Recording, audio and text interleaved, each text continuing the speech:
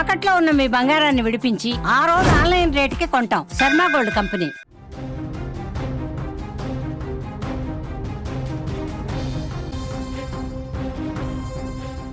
ప్రేమ ఎంతటి పనైనా చేయిస్తుంది. ప్రేమ కోసం ప్రాణత్యాగం చేసేవారు కొందరైతే, అదే ప్రేమ విఫలమైతే పగతో రగిలిపోయేవారు మరికొందరు. సరిగ్గా ఇలాంటి ఘటనే గుజరాత్లో వెలుగు చూసింది.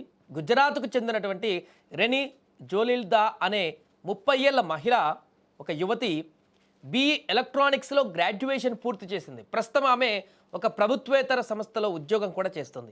సాఫ్ట్వేర్ ఇంజనీర్గా పనిచేస్తున్నటువంటి ఒక యువకుడిని ఆమె ప్రేమించింది. కానీ ఆ యువకుడు ఆమె ప్రేమను నిరాకరించాడట. దీంతో ఆమె తీవ్రమైనటువంటి మానసిక ఒత్తిడికి గురై ఏం పని చేసిందో తెలుసా?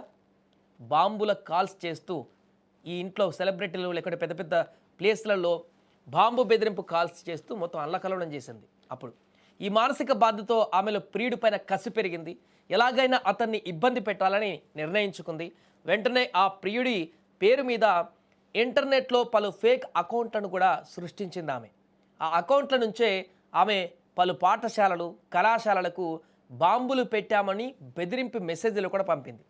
తన ప్లాన్లో భాగంగా ప్రియుడి పేరుతో బెదిరింపులకు పాల్పడితే అతన్ని పోలీసులు అరెస్టు చేస్తారని కూడా ఆమె భావించింది. పక్కా స్కెచ్ చేసుకుంది ముందే. అందరితో ఆగకుండా అహ్మదాబాద్లోని నరేంద్ర మోదీ క్రికెట్ స్టేడియం ప్రాంగణంతో పాటుగా బెంగళూరులోని 6 ప్రముఖ విద్యా సంస్థలలో కూడా బాంబులు పెట్టినట్లుగా కూడా హెచ్చరికలు పంపింది ఈమె.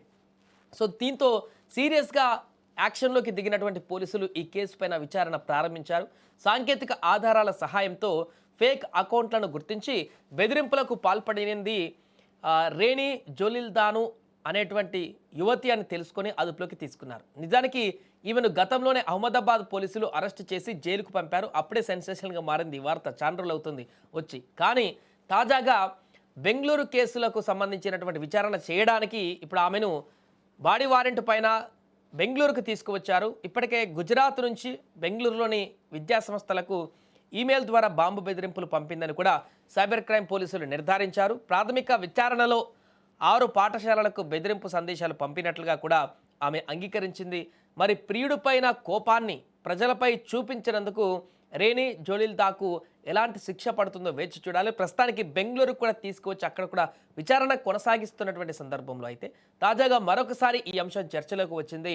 మరలా ఈమెను విచారణకు తీసుకువెళ్ళిన తర్వాత కొత్త అంశాలు ఏమైనా వెలుగులోకి వస్తాయా, ఇంకా ఆమె చేసినటువంటి బాంబు బెదిరింపు కాల్స్ కానీ ఇంకా ఇతరత్ర వ్యూహాలు కూడా ఏమన్నా పండిందా తన ప్రియుణ్ణి ఇరికించడం కోసం అనేటువంటి అంశానికి సంబంధించిన ఈ విచారణలో ఏమైనా కొత్త విషయాలు వెలుగులోకి వస్తాయనేది చూడాలి.